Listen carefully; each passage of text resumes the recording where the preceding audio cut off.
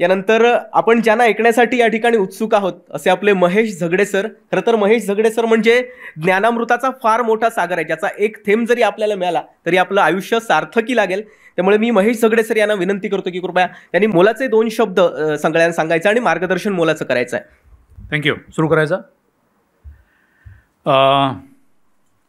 कोकणशाही channel, sigma academy आणि सर्वच नगरपालिका, नगरपंचायती आणि विशेषतः साईनाथ गावकरजी या सर्वांनी आयोजित केलेल्या या नगरसेवकांच्या प्रशिक्षणाच्या कार्यक्रमासाठी उपस्थित असलेले सन्माननीय उद्घाटक श्री राजन गिरपजी, सन्माननीय राज्याचे ज्येष्ठतम RTI कार्यकर्ते श्री कुंभारजी, ते नुसते ज्येष्ठतम हे नाही तर ते सामाजिकसुद्धा एक कार्यकर्ते आहेत. आणि आपणा सर्वांना कदाचित माहीत नसेल तर त्यांनी एका राज्याच्या मुख्यमंत्र्याला त्यांचं पद सोडावं लागलं होतं त्यांच्यामुळे. अशी ती व्यक्ती आहे आणि अशा व्यक्तीला आपण इथे बोलवलेलं आहे. त्याचबरोबर बाकी तुमचे सर्व नगरपंचायतीचे नगराध्यक्ष, उपनगराध्यक्ष, नगरसेवक, नगरसेविका आणि सर्व सन्माननीय उपस्थित. मला खरं म्हणजे की आपण बोलवलं हे मला आश्चर्य वाटलं, कारण नॉर्मली अशा कार्यक्रमाच्यासाठी स्थानिकच लोकांना, अधिकाऱ्यांना बोलवलं जातं. मी अधिकारी म्हणून बोलणार आहे, त्यामुळे स्थानिक तुम्हाला खूप अलीकडचे अधिकारी मिळाले असते की ज्यांचं नॉलेज हे अलीकडचं आहे. पण बोलवलं, धन्यवाद. माझं येण्याचं कारण 2 कारणं आहेत. एक तर ऑफकोर्स मला माझा जे काही अनुभव आहेत ते शेअर करायला आवडतं, आणि तुमच्यासारखे लोक जे काही करता आहात. मला ते सिग्मा अकॅडमीचे कोण आहेत ते, अच्छा, मला ते सिग्मा नाव फार आवडतं, कारण 6 सिग्मा ही जी क्वालिटी प्रणाली आहे त्याचा मी प्रायव्हेट कंपनीमध्ये असल्यापासून एक चाहता आहे. त्यामुळे, आणि विशेषतः दुसरं असं आहे की हा एक जितका जास्त रिमोट भाग असेल राज्याचा किंवा देशाचा, मी तिथे जातोच, आवर्जून जातो. कारण मुंबई पुण्याच्या बाजूला तर कोणीही जातं, दिल्लीच्या बाजूला कोणीही जातं. त्याप्रमाणे मी गुवाहाटीपासून ते तुमच्या केरळच्या टोकापासून ते इकडे मी नेहमी असा फिरत असतो की जिथे ते आमंत्रण मी स्वीकारतोच. दुसरं त्याचं कारण असं आहे की मी या जिल्ह्यामध्ये मधून माझी बदली 1999मध्ये झाली. म्हणजे जवळजवळ 24 वर्षानंतर मी पुन्हा यायची संधी मला साईनाथ गावकरांनी दिलेली असल्यामुळे मला आनंद झाला. मी 2018मध्ये 2008मध्ये 1900, आता ते 2000च तोंडामध्ये येते कारण तुम्ही 2000ची जनरेशन आहात. 1998मध्ये मी इथे जिल्हा परिषदेचा मुख्य कार्यकारी म्हणून इथे रुजू झालो होतो. अर्थात माझं निवासस्थान याच शहरामध्ये होतं, आणि मी मग आमचं हेडक्वार्टर अर्थातच ओरोसला होतं. त्यापूर्वी ओरोसला कुठलेही अधिकारी राहायचे नाही आहेत. पण मी ठरवलं की जिथे तुमचं कार्यालय आहे तिथेच राहिलं पाहिजे. अर्थात दुसरा भाग असा होता की दररोज इतका प्रवास कोण करणार, मुंबईमध्ये प्रवास करून मी थकलेलो होतो. त्यामुळे म्हटलं की आपण तिथेच राहू, आणि मी तिथे पहिल्याने ते माझं शासकीय निवासस्थान हे केलं. आणि या जिल्ह्यांमध्ये मला ते एक फील्ड एक्सपिरियन्स म्हणून खूप गोष्टी दिल्या, आणि म्हणून मी तुमचं हे निमंत्रण स्वीकारलं. यामध्ये 2-3 गोष्टी मी सांगेल, आणि जे महत्त्वाचं गोष्टी आहे की 1998-99मध्ये माहितीचा अधिकार हा कुठेच माहीत नव्हता. आपला कायदाच मुळात आला 2002मध्ये, आणि केंद्राचा कायदा आला 2005मध्ये. पण मी 1998मध्ये इथे माहितीचा अधिकार माझ्या अधिकारामध्ये मी जिल्हा परिषदेच्या सर्व कार्यालयात लागू केला. त्याचा मला त्रास झाला. एक देवकर नावाचे आमदार होते सोलापूरचे, त्यांनी विधानसभेत प्रश्न विचारला की जिथे ऑफिशियल सिक्रेट ॲक्ट असताना हा अधिकारी असं का करतो आहे, त्याच्यावर तर कारवाई करावी. अर्थात माझे धापेधन आणले, कारण की खरंच ऑफिशियल सिक्रेट ॲक्ट असताना मी हे उपादाप केला होता. पण एक चांगली गोष्ट त्याच्यामध्ये अशी होती की मी हा नुसताच माझ्या स्तरावर केला नाही, तर आमच्या राज्याचे मुख्य सचिव होते पी सुब्रमण्यम, त्यावेळेस त्यांना इथे बोलवून त्यांच्या हस्ते केला होता. त्यामुळे माझ्यावरती कार्यवाही व्हायची म्हणजे पर्यायाने त्यांच्यावरती पण होणार होती. त्यामुळे ते प्रकरण तिथेच थांबलं. हा एक. दुसरं, मी त्यावेळेस सरपंच परिषद सुरू केली होती. आता ती चालू आहे की मला माहिती नाही आहे. सरपंच परिषद म्हणजे कसं असतं की जिल्हा परिषदेचा सदस्य किंवा पंचायत समितीचा सदस्य त्यांचे काम करत असतात, पण सरपंचांना पंचायती समितीमध्ये आणि जिल्हा परिषदेमध्ये काही स्थान नसतं. मी असं केलं होतं की प्रत्येक जिल्हा परिषदेच्या सदस्याच्या गटासाठी एक सगळ्या सरपंचाची एक सरपंच परिषद केली होती, आणि त्यांची दरमहा बैठकी सुरू केल्या होत्या. आणि त्यांचे उपाध्यक्ष त्या सरपंच प्रदेशाचे त्या गणाचे जे 2 उपाध्यक्ष होते ते पंचायत समितीचे सदस्य होते. अर्थात राज्य शासनाने ती कल्पना घेतली, त्याच्यावरती शासन निर्णय काढला, पण पुढे ते काही मला वाटतं रुजू झालं नाही, कारण लोकांना ते पटलं नसावं. कशासाठी की थोडं राजकारण होतं त्याच्यामध्ये, की समजा एका पक्षाचं जर जिल्हा परिषद असेल तर मग दुसऱ्या पक्षाचा जर सदस्य तिथे जर तो सरपंच परिषदेचा अध्यक्ष होत असेल तर ते पटलं नाही, कारण शेवटी त्याच्यामध्ये राजकारण आलं. पण ही अशी ऑर्गॅनिक लिंकेज मी त्यावेळेस तिथे केली होती. अर्थात बाकीच्या गोष्टी बऱ्याचशा केल्या यामध्ये. कुंभार साहेब, मी सेक्शन 4 कायदा नसताना त्यावेळेस केला होता, तो असा की प्रत्येक ग्रामपंचायतीने त्यांच्या तुमच्या दरवर्षीच्या घरपट्टीबरोबर त्यांचं बजेट जोडून द्यायचं, गेल्या वर्षी काय केलं आणि त्याचं बजेट. आणि प्रत्येक जिल्हा परिषदेच्या समोर बोर्ड लावला होता की कोण लाभार्थी आहेत, कोणाला काय दिला लाभ, काय दिला. हे सेक्शन 4 त्यावेळेस सुरू केलेला होता. त्यामुळे ह्या जिल्ह्याच्या बाबतीमध्ये मला एक थोडीशी आत्मीयता आहे. आणि या ज्या नगरपंचायती आहेत त्यावेळेस ह्या सर्व माझ्या ग्रामपंचायती होत्या. त्यानंतर त्या आता नगरपंचायती झालेल्या आहेत. अर्थात त्यांची लोकसंख्या 10,000च्या पुढे गेली की मला माहिती नाही आहे, पण कायदा असा आहे, नियम असा आहे की 10,000 ते 25,000पर्यंत नगरपंचायती कराव्यात. पण एखाद्याची जरी एखाद्या तालुका हेडक्वार्टरची जर लोकसंख्या 10,000पेक्षा कमी असली तरी त्याला नगरपंचायतचं स्टेटस दिलं असल्यामुळे त्यामुळे कदाचित मला वैभववाडी यांची नसेल, 10,000पेक्षा जास्त नसेल ना, नाही, हां, म्हणून ते केवळ तालुका म्हणून ते केलेलं आहे. मला आनंद वाटला की ह्या. आणि दुसरा आनंद मला, काल मी ड्राईव्ह करत आलो, मला स्वतःला ड्राईव्ह करायला आवडतं. मी 24 वर्षापूर्वीचा सिंधुदुर्ग आणि आत्ताच्या सिंधुदुर्गमध्ये मला खरं म्हणजे कंपॅरिझन नॉर्मली होते, तुलना होते. आणि मला खूप आनंद झाला, कारण त्यावेळेस मी जिल्हाधिकारी आणि आमचे सुपरिटेंडेंट ऑफ पोलीस अधीक्षक यांना कुठे बाहेर जाऊन चहा प्यावा असं तिघांनी बसून असं एकही रेस्टॉरंट पूर्ण सिंधुदुर्ग जिल्ह्यामध्ये नव्हतं. काल मी बघितलं, प्रचंड, तुम्ही नुसती नजर फेकली की सगळीकडे असे रेस्टॉरंट्स, हॉटेल्स आणि एव्हरीथिंग बबलिंग. मला असं वाटत होतं थोडा वेळ की मी थायलंडमधल्या रुरल एरियामध्ये फिरतो की काय. अतिशय आनंदाची गोष्ट आहे. त्यामुळे इतका आमूलाग्र बदल घडतो आहे हे आनंद वाटलं. आणि त्यामुळे मग असं वाटलं की ही इकॉनॉमी केवळ मुंबईच्या मनी ऑर्डरवरती आता इकॉनॉमी राहिलेली नाही, ही इकॉनॉमी काहीतरी वेगळी झालेली आहे. आणि आम्ही त्यावेळेस असं स्वप्न बघितलं होतं की हा पर्यटन जिल्हा व्हावा. त्यावेळेस टाटा कन्सल्टन्सी सर्व्हिसेसने इथे केला होता. पुढे काय जरा मला माहीत नाही, मला त्याच्यामध्ये जायचं नाही आहे, कारण तो वेगळा विषय आहे. आपण आज नगरसेवकांची कर्तव्य, अधिकार आणि त्यांनी काय केलं पाहिजे मी फार काही सांगणार नाही, कारण आपण स्वतः नगरसेवक आहात, आपण स्वतः उपाध्यक्ष आहात, आपण स्वतः अध्यक्ष आहात, आपल्याला सगळं माहिती आहे. आपले मुख्याधिकारी काय सांगत असतील ते सगळं करतात.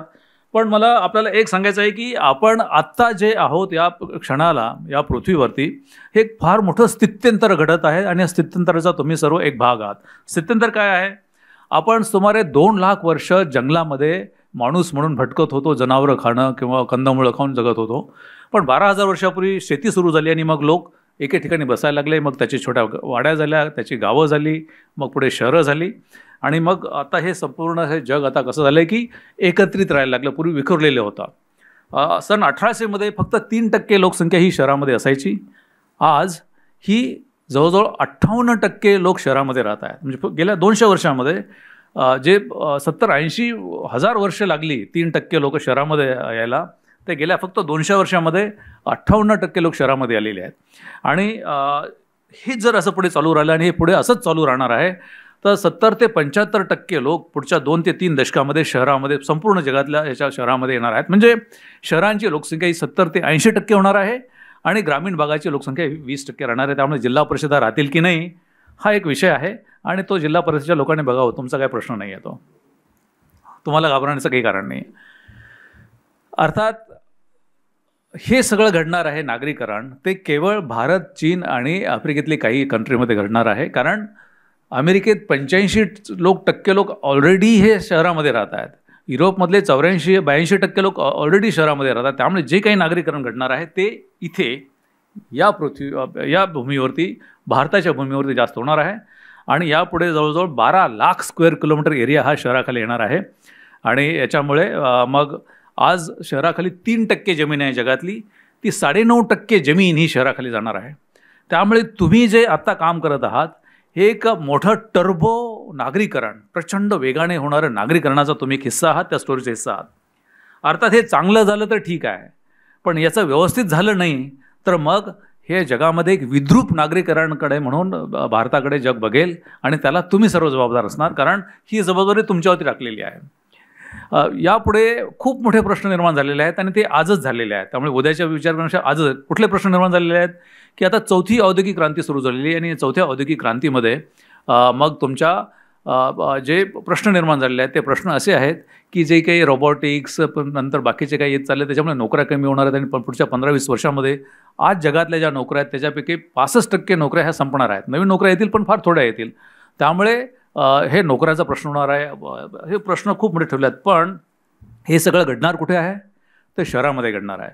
देशाचं सकल उत्पादन, ज्याला तुम्ही GDP म्हणता, माझ्यासारखा मराठी म्हणून सकल उत्पादन म्हणतो, तो 70% उत्पादन हे शहरामध्ये होणार आहे. GDP 70% नोकऱ्या ह्या शहरामध्ये असतील. 70% तुमची एनर्जी, वीज हे शहरामध्ये खपत होणार आहे आणि 75% प्रदूषण शहरामध्ये होणार आहे.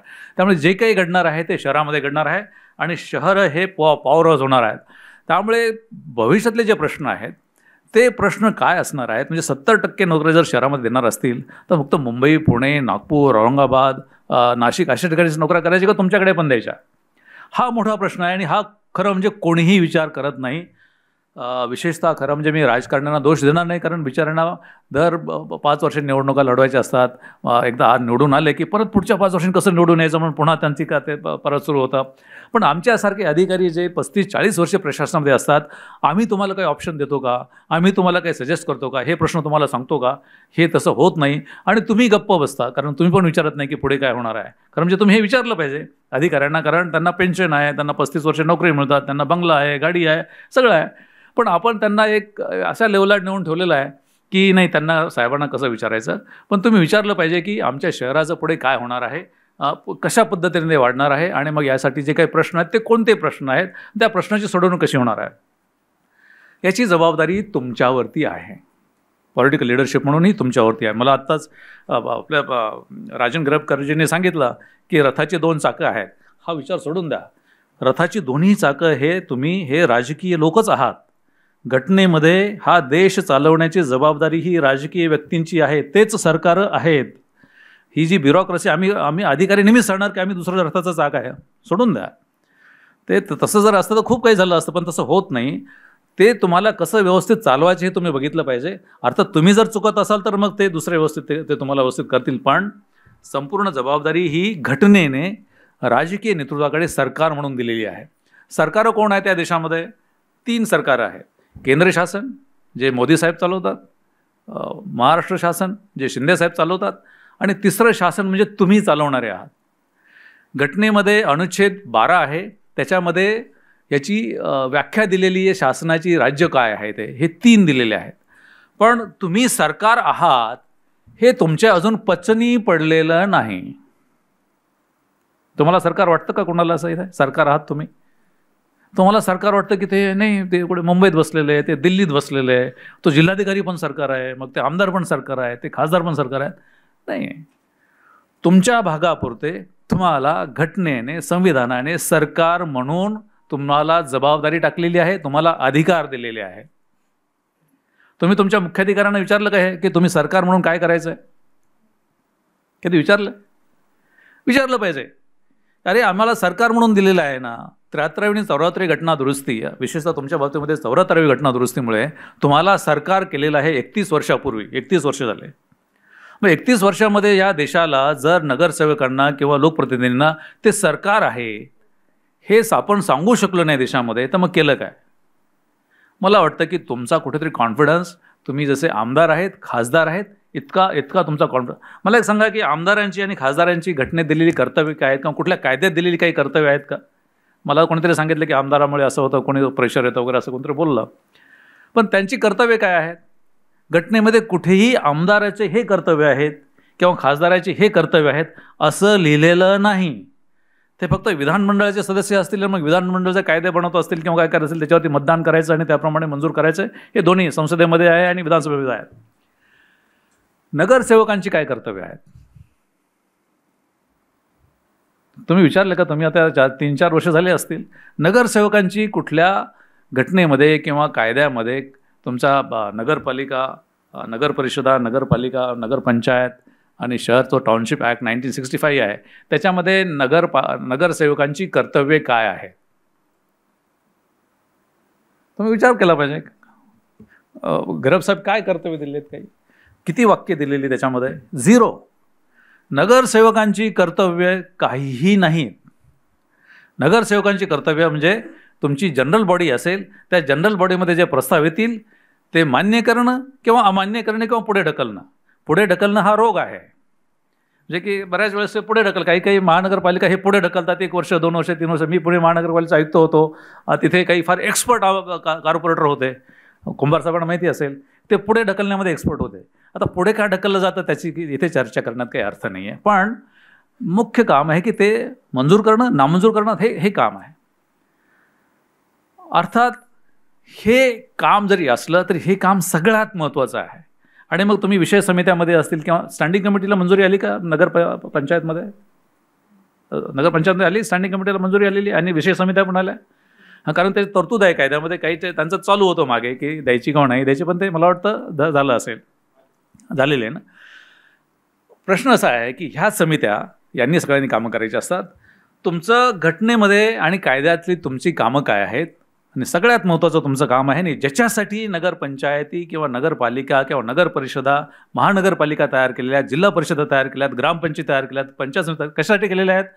निवडणुका लढवायला, राजकारण करायला, टेंडर मंजूर करायला. कशासाठी केलेल्या आहेत त्या? हे सगळ्या स्थानिक स्वराज्य केलेत कशासाठी? की घटनेमध्ये सर्वत्र घटना दुरुस्ती आणि त्रात्र घटना दुरुस्ती करताना हा उद्देश होता का? त्याच्यामध्ये एकच उद्देश दिलेला आहे, बाकीच्या गोष्टी आहेत. सगळ्यात महत्त्वाचा उद्देश जो आहे तो दोन्हीच्या बाबतीत दिलेला आहे आणि तो तुमचे मुख्याधिकारी किंवा तुमचे जिल्हा परिषदेचे शिओ तुम्हाला कधीही सांगणार नाहीत किंवा सांगत नसावेत. गरब साहेब तुम्हालाही सांगितलं नसणार आहे. मुख्य उद्देश जो घटनेत दिलेला आहे आणि जो कायद्यात अंतर्भूत केलेला आहे तो असा आहे की तुम्ही तुमच्या शहराचा आर्थिक विकास आराखडा आणि सामाजिक न्याय आराखडे तयार करावेत आणि ते राबवावेत. असे झालेले आहेत का आराखडे तयार? बजेट नाही, आर्थिक. ज्यावेळेस घटना दुरुस्ती झाली त्यावेळेस भारतामध्ये सुद्धा असं नागरीकरण होणार आहे, भारतामध्ये सुद्धा नोकऱ्यांचं प्रमाण कमी होणार आहे, भारतामध्ये सुद्धा व्यवसाय वृद्धीला लिमिटेशन येणार आहेत, त्याच्यामध्ये मर्यादा येणार आहेत. त्यामुळे स्थानिक लोकांना त्यांचे प्रश्न काय आहेत, त्यांच्याकडे काय व्यवसाय होऊ शकतात, त्यांच्याकडे कुठल्या नोकऱ्या होऊ शकतात, याच्यासाठी त्यांनी देशामध्ये प्रत्येक ग्रामपंचायतीने, प्रत्येक नगरपालिकेने, नगरपंचायतीने, महानगरपालिकेने त्यांचे आर्थिक विकास आणि सामाजिक न्याय आराखडे तयार करावेत. दुर्दैवाने असे झालेले नाही आहेत आणि हे प्रशासनाचा दुर्दैव. आपल्याकडे माहिती आहे महात्मा गांधीने सविनय कायदेभंगाची चळवळ सुरू केली होती ब्रिटिशलांना पळवण्यासाठी. आपण सविनय कायदेभंगाची चळवळी बघितलं. मग आमच्या अधिकाऱ्यांनी गेले 31 वर्ष संविधान भंगाची चळवळ केली का? संविधानाने सांगितलेलं आहे की तुम्ही आर्थिक विकास आराखडे करा आणि सामाजिक न्यायाचे आराखडे करा. ते तुम्ही केलेले नाही आहेत आणि मग तुम्ही काही त्यांना विचारलेलं नाही आहे. तुमच्या कोणतं विचारलं पाहिजे आम्हाला माझ्या शहराचा आर्थिक आणि सामाजिक न्याय विकास आराखडा करावा. काय असतं त्याच्यामध्ये की आपल्या शहराचं हे काय आहे की सध्याची परिस्थिती काय आहे. फार सोपं बोलतो. आपल्याला देशाचा GDP माहीत असतो, दर माहीत असतो, 7%, 8%, 9%. राज्याचा माहीत असतो. तुमच्या शहराचा माहिती आहे का तुम्हाला किती आहे GDP? कुणीच काढत नाही आहे. मग तो तिथे कसा काय आला? तो जर तुम्हाला तुमचा माहीत नसेल तर तिथे कसा काय आला? तुम्हाला तो माहिती करून घेतला पाहिजे. ही तुमच्यावरती जबाबदारी टाकलेली आहे, घटनेने टाकलेली. तुम्ही घटनेतलं अनुसूची जर 12 बघितलं आणि तुम्हाला जे महानगरपालिका तुमच्या नगर परिषदाचा कायदा 1900 त्याच्यामध्ये बघितलं, हे सगळं दिलेलं आहे. ही तुमची जबाबदारी. पण तिकडे कोणाचं लक्ष नसतं. लक्ष कशामध्ये असतं आपलं? निवडणुका आणि इंडिव्हिज्युअल कामं याच्याकडे असतं. मला वाटतं की तुम्ही बेसिक काय आहे की शहरामध्ये लोक कशासाठी येतात की केवळ राहण्यासाठी नाही आहे, तर त्यांचं अर्थार्जन, मग ते तुमचा व्यवसाय असेल, नोकरी असेल किंवा प्रोफेशनल त्यासाठी येतात. आणि त्याच्यासाठी तुम्ही काय तरतूद केल्या आहेत आणि भविष्यात तुम्ही काय नवीन संधी उपलब्ध करून देणार आहात त्याचे आराखडे करण्याची जबाबदारी तुमची आहे आणि त्याची राबवण्याची जबाबदारी तुमची आहे. मला वाटतं की तुम्ही हे आराखडे केले पाहिजेत, करून घेतले पाहिजे. तुम्ही म्हणत असाल की अरे तू तर सांगतो की 30 वर्ष झालेली नाही आहे, 31 वर्ष झालेली नाही, मग तू महानगरपालिका असताना काय केला?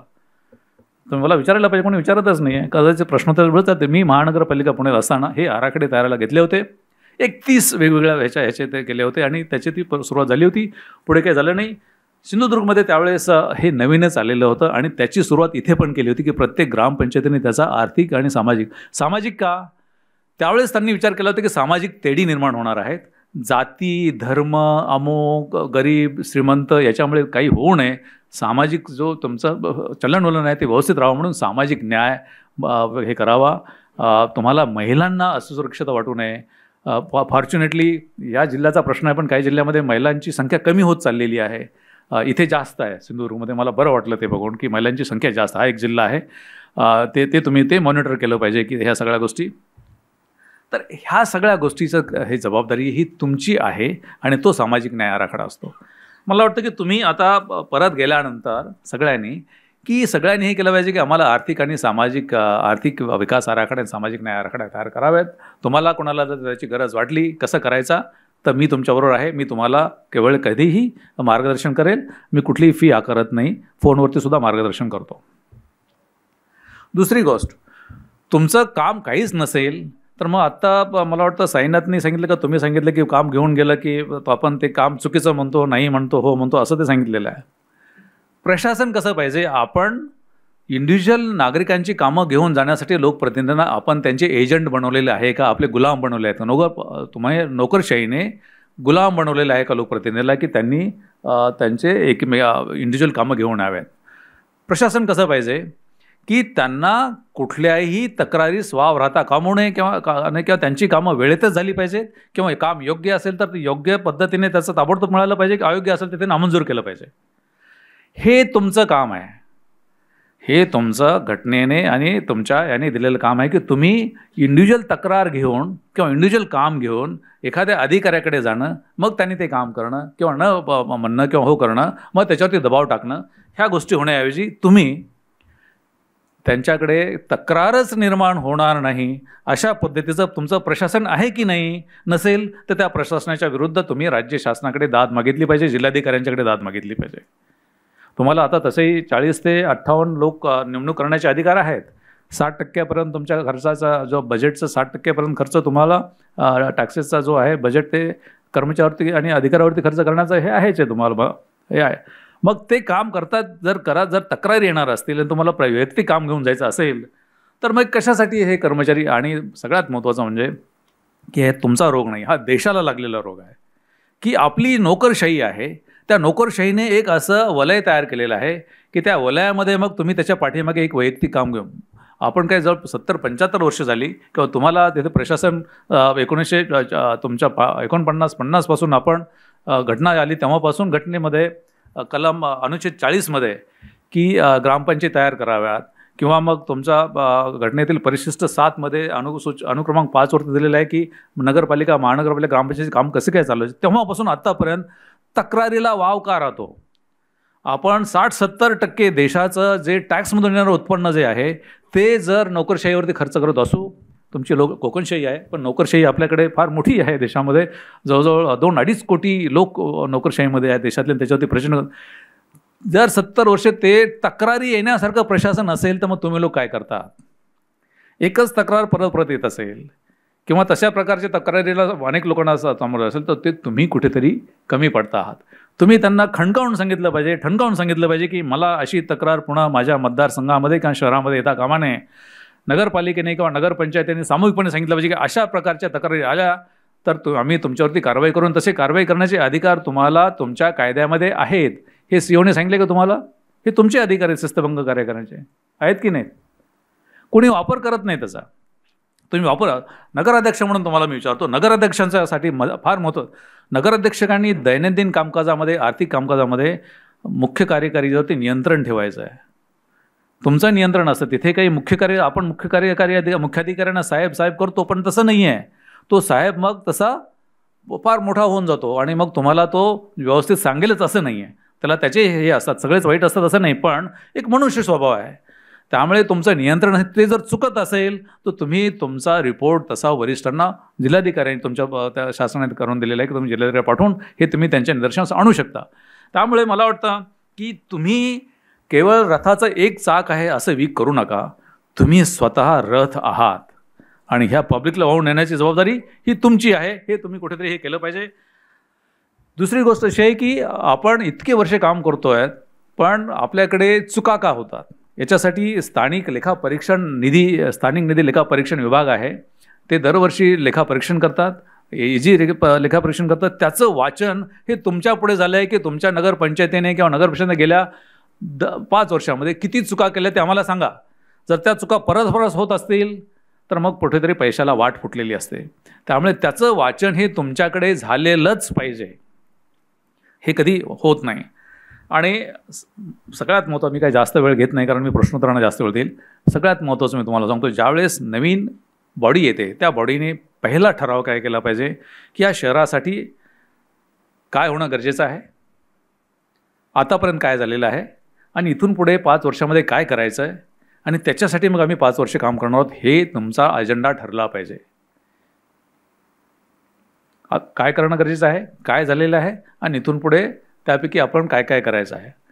बाकीच्या गोष्टी मग तुमचे रस्ते आणि हे ते सगळ्या गोष्टी आहेतच. मी फक्त शेवटच्या मुद्द्याकडे जाईल. शहर नियोजन. शहर नियोजन हे तुमच्या त्या ह्याच्यामध्ये आणि बिल्डिंग परमिशन पर्यंतच शहर नियोजन थांबतं, की बांधकाम परवानगीपर्यंतच, त्याच्या पलीकडे जात नाही. आपण परदेशामध्ये खूप वाहवा करतो की छान शहरं झालेली आहेत. ती शहरं ती अशी झालेली नाही, ते नियोजनामुळे झालेली आहेत. आता तुम्ही लहान आहात, नगरपंचायती अजून लहान आहेत, तुम्हाला नियोजन करून छान मोठ्या प्रमाणात त्याचं आखणी करून शहराचा विकास चांगल्या पद्धतीने होऊ शकतो. हे तुम्ही आत्ता जर केलं तर भविष्यामध्ये तिथे निश्चितपणे एक नावारूपाला आलेली शहरं होतील. आणि तुमच्याकडे एक सगळ्यात मोठी स्ट्रेंथ अशी आहे की पर्यटन. तुम्ही पर्यटनामध्ये फोकस दिला पाहिजे की आमच्या परिसरामध्ये आम्ही ह्या पर्यटन ॲक्टिव्हिटी करणार नाही, मी इतके लोक इथे यावर्षी आणणार आहोत. बाकी तर आहे तर प्रोसेसिंग भरपूर आहे तुमच्याकडे, व्यवसायाला काही कमी नाही. तुम्ही मुंबईच्या लोकांना परत नोकरीसाठी आणू शकता, ही अतिशयोक्ती नाही आहे. हे काही ठिकाणी लोक करू शकतात. तसे इतकी मोठी स्ट्रेंथ असताना मला वाटतं की नगरपरिषदांनी, नगरपंचायतींनी, त्यांच्या अध्यक्षांनी, उपाध्यक्षांनी आणि सगळ्या नगरवृक्षांनी एकत्र येऊन तुम्ही जसं की गरबजींनी सांगितलं की तुम्ही पक्ष नसता, तुम्ही खरंच पक्ष नसता, तुम्ही लोकप्रतिनिधी असता आणि तुम्ही प्रशासनावरचे वॉचडॉग्स असता. हे कुठेतरी आलं पाहिजे. आणि आपण शासन आहोत. मोदी साहेब जितके जबाबदार आहेत देशाला, शिंदे साहेब जितके जबाबदार आहेत, तितकेच आम्ही पण या शहराला जबाबदार आहोत. आणि तेवढी आमची ताकद आहे आणि तेवढे आमचे अधिकार आहेत. हे कुठेतरी आणलं पाहिजे. मी इथेच थांबतो कारण विषय मोठा आहे. तुमच्या प्रत्येक सेक्शनमध्ये जायचं म्हटलं तर 2-4 तरी कार्यशाळा दिवसभराच्या घ्याव्या लागतील, इतकं मोठं आहे ते. आपण कधीतरी यांना सांगूया, यांना गावकरजींना, की तुम्ही अशा कार्यशाळा अरेंज करा आणि त्याप्रमाणे मग तुम्हाला आणखी जास्त माहिती मिळेल. मी इथे थांबतो, जास्त वेळ घेतला. तुमचे काही प्रश्न असतील, शंका असतील तर विचारा, अन्यथा मी कुंभार साहेबांना सांगतो की ते सुरू करतील. हां, मला विचारा असतील काय असतील विचारा.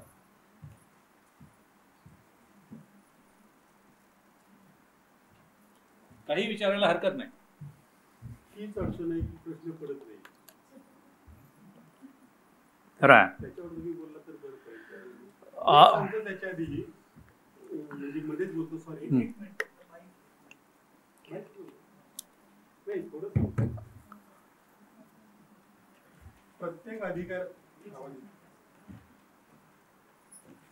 प्रत्येक अधिकाऱ्याचं एक वैशिष्ट्य असतं. प्रत्येक वेळेला तुम्हाला चांगले अधिकारी भेटतीलच असं नाही.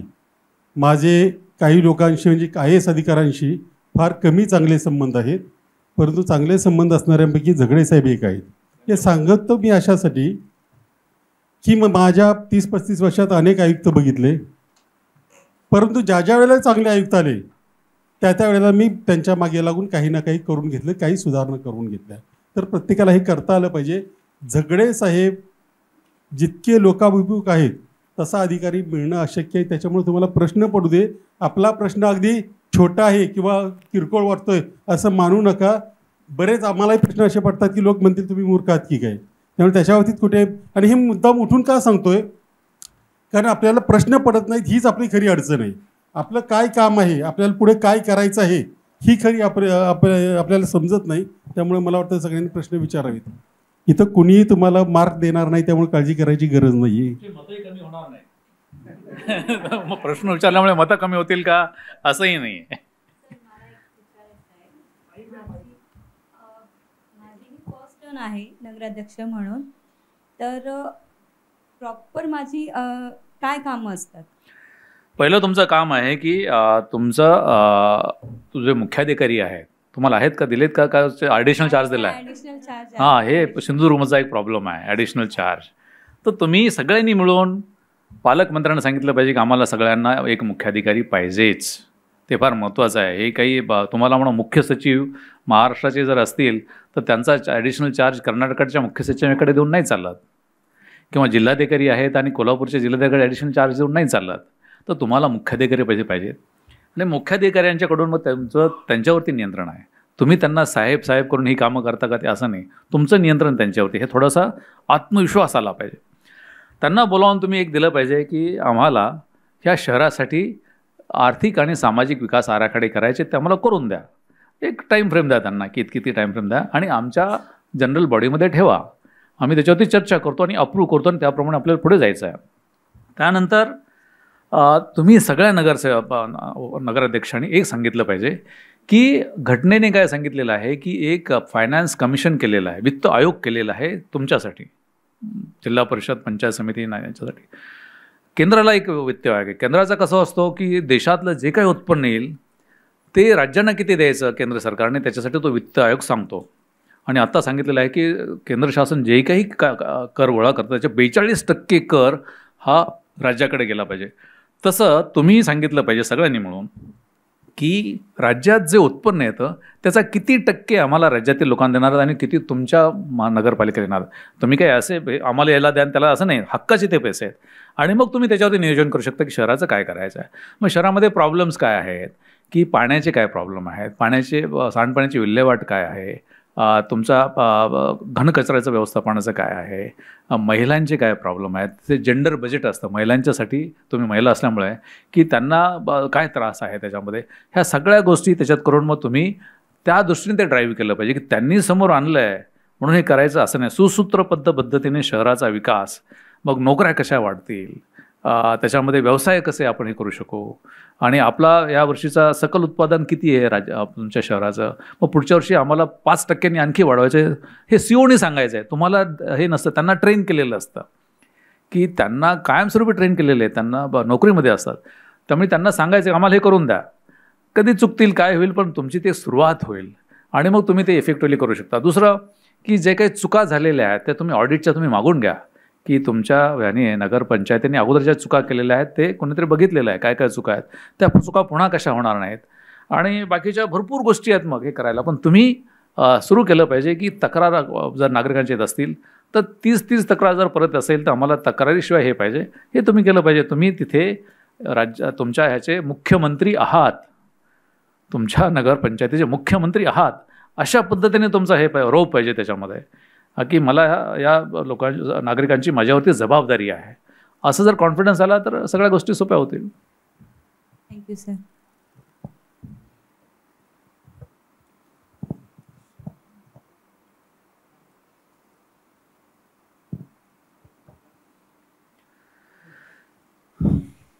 तुम्हाला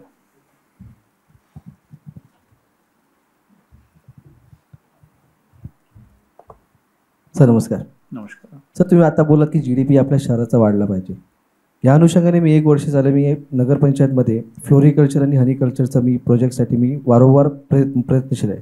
पण मला प्रॉपर चॅनल भेटत नाही, तो नगरपंचायतमार्फत कसा करायचा.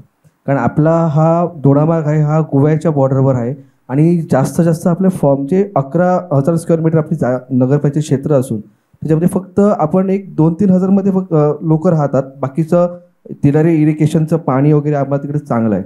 फ्लोरिकल्चर आणि हनीकल्चर जर आपल्या शहरात झालं त्याच्या लोकांना चांगली उत्पत्ती पण होऊ शकते. पण प्रॉपर चॅलेंज मला भेटले नाही. फार महत्त्वाचं आणि तुम्ही फार चांगल्या पद्धतीने विचार करतात. तर मला खरं म्हणजे तुमचं अभिनंदन की अशा पद्धतीने तुम्ही विचार करता. 2-3 गोष्टी आहेत ज्या मी ह्याच्यामध्ये सांगितल्या आहेत. तुम्हाला केंद्र शासन, राज्य शासन आणि DPC याच्यामधून फंड्स असतात. चौथा फंडचे एक मला की तुम्हाला आता CSR नावाचा एक आलेलं आहे, सोशल कॉर्पोरेट सोशल, ते फक्त मुंबईत आणि पुण्यातच खर्च झालेले असे पाहिजे नाही आहे. जवळजवळ 70 ते 80 हजार कोटी या देशामध्ये CSR मधून उपलब्ध असतात. ते ग्रामीण भागामध्ये जातच नाही आहेत, ते तिथे तुम्ही आणली पाहिजेत. आता तुमचा हा जो स्पेसिफिक प्रश्न आहे तो प्रश्न की फ्लॉरिकल्चर हॉर्टिकल्चरच्यासाठी तुम्ही तुमच्याकडे तिथे सब डिव्हिजनल ऑफिसर असतो ॲग्रिकल्चर, फार त्यांचा उपयोग होईल असं नाही पण तिथे असतात. आणि मग प्रत्येक 4-5 गावाला मिळून ॲग्रिकल्चर असिस्टंट असतो. यांना जर विचारलं की काय करता येईल तर ते फार काय सांगणार, पण जर एक ते ठेवायला हरकत नाही. तिथे त्या क्लायमेटमध्ये काय चांगलं येऊ शकतं आणि त्याला मार्केट कनेक्टिव्हिटी कुठे देता येईल. तुम्हाला पुण्यामध्ये जर सांगितलं की तिथे मार्केट कनेक्टिव्हिटी त्यांची इंटरनॅशनल आहे. पुण्यामध्ये तुमचे हे रोजेस, गुलाब आणि बाकीचे काय आहेत इतकं मोठं मार्केट तयार झालं आहे की तिथे शॉर्टेज होतं एक्सपोर्टला जाण्यासाठी. सांगलीमध्ये ते आता त्याची कनेक्टिव्हिटी झालेली आहे, नाशिकमध्ये कनेक्टिव्हिटी झालेली आहे. डिस्टन्स अंतर हा प्रकार तिथे नसतो. त्यामुळे मला वाटतं तुम्ही एक असं त्याला क्लस्टर म्हणतात की एखाद्याची 20 गुंठे का शेती असे ना, कोणाची 40 गुंठे आहे, कोणाची 1 एकर आहे, असं क्लस्टर जर तयार केलं मग ट्रान्सपोर्टेशनला ते होतं. तुम्हाला रोजेसला जर फ्लोरिकल्चर करायचं असेल त्याला अजिबात कुठे प्रॉब्लेम नाही आहे. फार हाय एंड व्हिजिटेबलमध्ये सध्या जाऊ नका, कारण हाय एंड व्हिजिटेबलचं नुसतंच नाव मोठं आहे आणि मग मार्केट पडतं, त्यामुळे तिथे नाही. पण फ्लोरिकल्चरचा तुमचा जो भाग आहे तिथे निश्चितपणे ते होऊ शकतं. त्याच्यासाठी केंद्र शासनाचे हॉर्टिकल्चर बोर्ड आहे, त्यांची सबसिडी आहे, ती सबसिडी मिळते. म्हणजे असं नसतंच की पैसे द्यावे लागतात आणि सबसिडी मिळते असं नाही आहे. त्यामुळे त्या सबसिडीच्या मागे लागा. पुण्याला त्यांचं डायरेक्टर बसतात हॉर्टिकल्चर बोर्डाचे. ते काही एजंट्स त्यांचे ते हे करून देत असतात, म्हणजे प्रोफेशनल कन्सल्टंट असतात. तुम्हाला पाहिजे असेल तर काही कन्सल्टंट्सला मी तुमच्याकडे पाठवतो आणि त्याप्रमाणे तुम्ही हे करू शकता की ह्या गोष्टी फार चांगल्या आहे. प्रोसेसिंग तिथे सुरू होऊ शकतं तुमच्याकडे बऱ्याचशा गोष्टीचं. आपण आता कसं आहे की बाहेरून येणारं प्रोसेसिंग आपण खूप खातो की कॅडबरी आलं हे सगळं बाहेरचं आहे, मॅगी आलं हे सगळं बाहेरचं आहे. मग आपण शेव का त्यांना पाठवली नाही? त्यांनी खाल्ली असते पण आपण नाही पाठवली त्यांना, कारण आपण तो विचारच करत नाही, ते विचार करतात तसा. तर कसं आहे की तुम्ही तिथे सुरुवात केली क्लस्टर करून, फक्त त्याला एक हे लागतो, क्रिटिकल मास लागतो, तेवढं पाहिजे. एकटा दुकट्याचं काम नाही, एकत्र येऊन तुम्ही हे केलं तर चांगलं होऊ शकेल. अजून कोणाला काही क्वेरीज? एनीवन? वाटतं दिसतंय. Thank you very much. आणि आपल्या सर्वांना मी माझी एक क्वेरी आहे. तर दरडोई उत्पन्न तुम्ही मगाशी म्हणालात आणि सकल राष्ट्रीय उत्पन्न, दोघांमध्ये नेमका फरक काय? ते वाढण्यासाठी काय केलं पाहिजे आणि वाढल्यानंतर देशाला कसा फायदा होईल? सकल राष्ट्रीय उत्पादन म्हणजे की सगळ्या जे काही उत्पादन होतं या देशामध्ये, सगळ्या ज्या सेवा होतात त्याचं जे व्हॅल्युएशन आहे त्याला उत्पादन म्हणतात. जे आपलं आता $3 ट्रिलियन पेक्षा जास्त केलं आणि आपण 5व्या क्रमांकावर आहोत जगामध्ये. पहिल्या क्रमांकावरती अमेरिका आहे $24 ट्रिलियन, आपण फक्त 3 आहोत. चीन आहे ते $18 ट्रिलियन आणि मग हे असं आहे. आता हे ह्या देशाचं झालं. अमेरिकेचं $24 ट्रिलियन आहे, त्यांची लोकसंख्या आहे ते 32 कोटी आहे. त्यांचा दरडोई जे सकल उत्पादन आहे ते जवळ 69-70 हजार आहे दरडोई उत्पन्न. देशाचं आपलं उत्पन्न किती आहे? आपण जरी 5व्या क्रमांकावर असलो तरी आपलं फक्त $2200 ते $2400 आहे. त्यामुळे तुमचं नुसतंच दरडोई उत्पन्न वाढून उपयोगाचं नाही आहे. तर तुमचं सकल उत्पादन वाढलं पाहिजे. नुसतं सकल उत्पादन वाढून चाललं नाही तर दरडोई वाढवलं पाहिजे. कारण श्रीमंताच्या हातातच पैसा जर गेला तर तुमचं दरडोई उत्पन्न कमी राहणार आहे तसं. आणि या देशाची आणि जगातली सगळ्या देशाची परिस्थिती अशी आहे की 1% लोकांच्याकडे सगळं उत्पन्न, सगळं संपत्ती चाललेली आहे. त्यामुळे ही लोकशाही आत्ता ही लोकांची, लोकांकरिता आणि लोकांसाठीची लोकशाही आहे का, की 1%साठी आणि 1%करिता म्हणजे ज्यांच्याकडे पैसा आहे त्यांची आहे का? तर वास्तव असं आहे की सध्याची जगातली लोकशाही ही फक्त श्रीमंतांची लोकशाही झालेली आहे. आणि म्हणून आपण गावापासून सुरुवात करून आपण प्रत्येकाच्या घरामध्ये काही ना काही दरडोई जर उत्पादन वाढलं तर मग तुमचा तो बदल घडू शकतो. पण हा विचार झाला पाहिजे. तर ते दरडोई उत्पन्न वाढण्यासाठी नेमकं काय केलं पाहिजे? याच्यामध्ये सुरुवात अशी आहे की मी जसं सांगितलं की तुमचा आर्थिक विकास आराखडा तो केला पाहिजे. फार सोपा आहे. मी डिव्हिजनल कमिशनर नाशिक असताना तिथे सगळ्या ग्रामपंचायती आहेत 5ही जिल्ह्यातल्या, नाशिक डिव्हिजन 5 आहे. मी फक्त एक सिम्पल 2 पेजेसचा फॉर्मॅट तयार केला की प्रत्येक घरामध्ये द्यायचा तुमच्या ग्रामसेवकांनी, आणि तुम्ही शहरामध्ये करू शकता की त्या ह्याचं कुटुंबाचं उत्पन्न वर्षाचं किती आहे त्यांना सांगू द्यायचं आणि तुमचा खर्च किती आहे. ह्या 2 गोष्टी घ्यायच्या. ह्या घेतल्यानंतर मग ते त्यांची बेरीज करत जायचे. जे उत्पन्न आहे ते यावर्षीचं तुम्हाला येणार काहीतरी की 10 कोटी 12 कोटी पूर्ण तुमच्या जिल्ह्याचं येणार किंवा गावाचं येणार किंवा नगरपंचायतीचं येणार. आणि मग पुढच्या वर्षी काय करायचं, वाढवायचं असेल तर उत्पन्न मग तुम्ही त्याच्यामध्ये करायचं. उदाहरणार्थ आता की एखाद्या ठिकाणी तुमची ही नाचणी काय म्हणतात त्याला, नाचणी आहे, नाचणी घ्यायची आहे. म्हणजे कोकणाचा आपण विचार करतो म्हणून. पण नाचणीच्या ऐवजी तुम्ही तिथे मका घेतला तर त्याच पाण्यामध्ये ते मका, आणि तो मकासुद्धा समजा चायनीज हॉटेलमध्ये जो वापरला जातो तो मका घेतला, त्याचं दुप्पट ते तिप्पट उत्पादन वाढतं. काही केलं का? काही केलेलं नाही आहे. त्यामुळे त्याचं दरडोई उत्पन्न त्या कुटुंबाचं वाढलं, तुमच्या त्या गावाचं उत्पादन वाढलं. अशा छोट्या छोट्या गोष्टीमध्ये ते सगळं करावं लागतं आणि हे जर केलं तर शक्य आहे. म्हणजे अशक्य काही नाही. हे जे देश पुढे गेलेले आहेत ते असेच पुढे गेलेले आहेत. ते काही असं काही कुठून बाहेरून कोणीतरी परमेश्वर आला, अरे नाही मी तुमचं चांगलं करतो, असं होत नाही. ते तुमच्यासारख्या नगरसेवकांनी नगराध्यक्षांनीच करायचं आहे. आणि क्वेरीज एनीवन?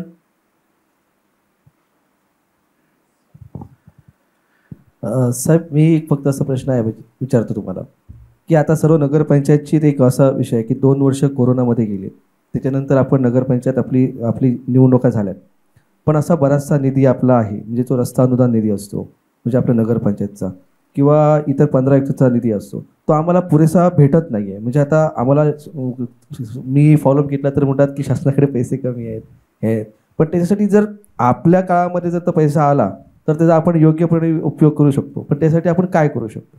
नाही, म्हणूनच कसं आहे की ह्या गोष्टीला पारदर्शकता कमी आहे की पैसा रिलीज व्हायला पारदर्शकता कमी आहे. तर ह्या पक्षाचं शासन आहे का त्या पक्षाचं हा सोडून द्या, पण पारदर्शकता कमी आहे. पारदर्शकता कधी येईल? तुम्ही सगळ्यांनी म्हणून प्रयत्न केले की आम्हाला किती टक्के तुम्ही देणार आहात तुमचा हिस्सा, तो लमसम येणार आहे तुम्हाला. तो म्हणजे याच्यासाठी नाही त्याच्यासाठी नाही. तुम्हाला केंद्र शासन ज्यावेळेस राज्यांना त्यांच्या 42% पैसा देतं ते कशावरती वापरा म्हणून देत नाही आहे. 42% प्रत्येकाला ते मिळतं. तसं तुम्ही ती केली पाहिजे. आणि दुसरं असं आहे की तिथे पैसा रिलीज करताना या नगरपालिकेला किती द्यायचे, त्या नगर परिषदेला किती द्यायचे, त्या महानगरपालिकेला किती द्यायचे, हे स्वेच्छानिधी झाल्यासारखं झालेलं आहे. मग कुणाला द्यायचे कुणाला नाही द्यायचे हे कुठेतरी थांबलं पाहिजे ना. हे लोकशाही आहे ना. म्हणून आता हा फार मोठा प्रश्न आहे. तुम्ही जो विचारला तो काय केलं पाहिजे याचं उत्तर माझ्याकडे नाही आहे. पण याच्यासाठी काही तुम्ही सगळ्यांनी सजग झालं पाहिजे, राज्यातल्या नगर परिषदांनी, नगरपालिकांनी, नगरपंचायतींनी, की आम्हाला तुम्ही काही नाही, हे आम्हाला केंद्र शासन ज्या पद्धतीने पूर्वी एक गाडगीळ फॉर्म्युला होता या देशामध्ये जवाहरलाल नेहरू असताना त्यांनी ठरवून दिलेलं आहे की राज्याला कसं उत्पन्न द्यायचं ते त्यांनी ठरवावं तुमचा फायनान्स कमिशनने. तसं राज्यामध्ये करा ना तसं, आणि घटनेने सांगितलेलं आहे तसं करा. पण अनफॉर्च्युनेटली तुमचा रेटा नाही आहे की ते असं करा म्हणून. तर मी महानगरपालिकेत पुण्यात असताना मी पत्र लिहायचो की असं करा म्हणून. मी आमच्या महानगरपालिकेच्या सदस्यांना सांगितलं की आपला जनरल बॉडीचा ठराव करूया. कोणी तयार झालं नाही. म्हणजे कसं आहे की त्यांना काय असतं की ठीक आहे आपल्याला जास्त पैसे मिळतील ना, मग कशाला दुसऱ्यांसाठी कशाला करायचं. पण ते कधी ना कधीतरी तुमच्या विचाराचं सरकार नसेल तर तुम्हाला त्रास होतो ना तो. त्यामुळे कोणालाच त्रास होऊ नये म्हणून ह्या सगळ्या गोष्टी केल्या पाहिजे. नमस्कार सर. नमस्कार. येतो ऐकू येतं, बोला. आमच्या नगरपंचायतीमध्ये नगरसेवकांना माहितीच दिली जात नाही. पूर्ण माहिती प्रशासनाकडून लपवली जाते. त्यासाठी काय करायचं? तो खरं म्हणजे की कुंभार साम्याचा प्रश्न पण तुम्हाला इंटरनली सांगतो की ही सगळी माहिती तुमची आहे, त्यांची नाही. ही माहिती कोणाची आहे? तुमची आहे. ही तुमची माहिती ही तुम्हाला तर मिळालीच पाहिजे. आता तुमच्याकडे तुमच्या पर्समध्ये काय हे तुम्हालाच माहिती आहे, दुसऱ्याने येऊन सांगायची काही गरज नाही आहे. त्यामुळे तुम्ही त्यांना सांगितलं पाहिजे. आणि त्याच्यात तरतुदी आहेत कायद्यामध्ये की ही माहिती ही तुम्हालाच द्यायची नाही आहे, तर ही माहिती सर्व जनतेला द्यायची आहे, स्वतःहून द्यायची आहे. मग तुमचा तर तो अधिकारच आहे नगरसेवक म्हणून किंवा नगराध्यक्ष म्हणून उपनगर हे तर आहेच आहे. अर्थात तुम्हाला ते आवडेल की मला माहीत नाही, पण सगळ्या तुमच्या मिटिंग आहेत त्या जनतेला हे ओपन असाव्यात असे कायद्यात तरतूद आहे. आहेच आहे. मग ते जनतेला तरतुदी माहिती असेल सगळं, तर मग तुम्हाला तर ते पाहिजेच ना माहिती. तर लपवली जाते असेल तर तुम्ही त्यांच्या विरुद्ध हे केलं पाहिजे की हा कुछ कामी अधिकारी आहे असं तुम्ही शासनाला लिहिलं पाहिजे, जिल्हाधिकाऱ्यांनी लिहिलं पाहिजे. जिल्हाधिकाऱ्यांनी ॲक्शन घेतली पाहिजे त्यांच्या विरुद्ध. आणि असे ॲक्शन घेणारे मी जिल्हाधिकारी पाहिलेले आहेत. आम्ही सुद्धा काही लोकांच्या विरुद्ध ॲक्शन घेतलेली आहे. त्यामुळे माहिती ही दिलीच पाहिजे. माहितीच्या अधिकारातले प्रश्न कुंभार साहेबांच्यासाठी ठेवा, ते खास त्यासाठी बोलणार आहेत, कारण ते महाराष्ट्राचे माहिती अधिकाराचे दादा आहे. नमस्ते सर. हे ना थोडंसं सामाजिक न्याय आराखडे थोडंसं नवीन आहे, म्हणजे पहिल्यांदाच ऐकतोय आम्ही, तर प्लीज थोडंसं एक्सप्लेन कराल का? सामाजिक न्याय आराखड्याला तरतूद देऊन 31 वर्ष झाली, नवीन नाही. म्हणजे आमच्यासाठी नाही. त्याच्यासाठी असं आहे की मग गावामध्ये महिलांची संख्या किती आहे, कुठल्या जातीची संख्या किती आहे, कुठल्या गावामध्ये तेढ आहे का, असं होणार आहे का, किंवा मग काही महिलांच्यावरती अत्याचार असे होत आहेत का, काही डिस्प्यूट्स चालू आहेत का, तणाव असा काही होतो आहे का, आणि सर्वांनी एकोप्याने राहण्यासाठी काय केलं पाहिजे की असं तणाव कधी झाला नाही पाहिजे. मग आता तुमच्याकडे तसं नसेल, पण महिलांच्यासाठी मग शौचालय कमी आहेत का, सार्वजनिक शौचालय आहे, किंवा ह्या सगळ्या गोष्टी. महिलांच्यावरती कुठे अत्याचार होत असेल तर त्याची दखल घेणारी तुमची काही एखादी बॉडी आहे का? तुमच्याकडे महिला समिती आहे का, महिला आणि बाल समिती? मग त्याच्यासमोर तुम्ही कोणाला बोलवलं आहे का यापूर्वी? नाही तसं नाही हे तर तुम्ही हे केलं पाहिजे. सगळं त्या महिला आणि बालकल्याण त्याच्यासाठी आहे. मग तुमच्याकडे महिलांचा जन्मदर किती आहे हा तुम्ही कधी पाहिला का? तुमच्या प्रायमरी हेल्थ सेंटरमधून दर महिन्याला तुमच्याकडे माहिती आली पाहिजे की मुली किती जन्मल्या आणि मुलं किती जन्मली. मग आमच्याकडे नाशिकमध्ये विभागीय स्तरावरती एका ग्रामपंचायतीला आदर्श ग्रामपंचायत म्हणून हे केला, पुरस्कार मिळाला. तो बघायला मी गेलो. त्यांना म्हटलं पहिलं तुमचा रजिस्टर आणा. त्या रजिस्टरमध्ये बघितलं 26 मुलं आणि फक्त 17 मुली. म्हटलं मी इथे रद्द करतो हा पुरस्कार. जरी तुमच्या पालकमंत्र्यांनी केला तर मी रद्द करतो, कारण हे जर सामाजिक न्याय नसेल तर तुम्हाला पहिले येण्याचा काहीच अधिकार नाही आहे. तर अशा बऱ्याचशा गोष्टी आहेत की सामाजिक न्याय याच्याप्रमाणे, किंवा आपण एखाद्या वस्तीला जी समजा दलित वस्ती असेल तिथे आपण काही फंड कमी देतोय का, हे सगळे त्याच्यामध्ये ह्या सगळ्या गोष्टी असतात. तर हा आराखडा आपण केला पाहिजे. तेढ निर्माण होणार नाही गावामध्ये, सगळे एकोप्याने कसे राहतील यासाठी तो आराखडा करायचा. थँक्यू.